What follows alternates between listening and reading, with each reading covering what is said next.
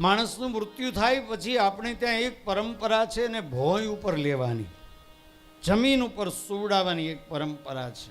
અને જમીન ઉપર આપણે છાણનો ચોકો કરીએ, એના ઉપર ગૌમૂત્ર, જવ, તલ, તુલસી પત્ર, દર્ભ આ બધું નાખી અને પછી એના ઉપર આ બોડીને સુવડાવીએ. અને એ સમયે એ શરીરનું માથું છે ને એ ઉત્તર દિશા તરફ હોય છે.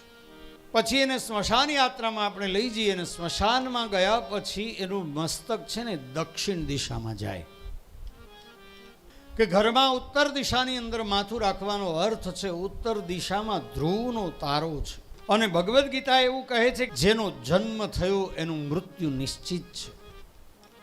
એટલે ઘરમાં ઉત્તર તરફ મસ્તક રાખવાનો અર્થ એ છે કે ધ્રુવના ખોળે માથું મૂક્યું છે કે માણસનું મૃત્યુ ધ્રુવ એટલે નિશ્ચિત છે. સ્મશાનમાં દક્ષિણ દિશાની અંદર મસ્તક રાખવામાં આવે. શું કામ?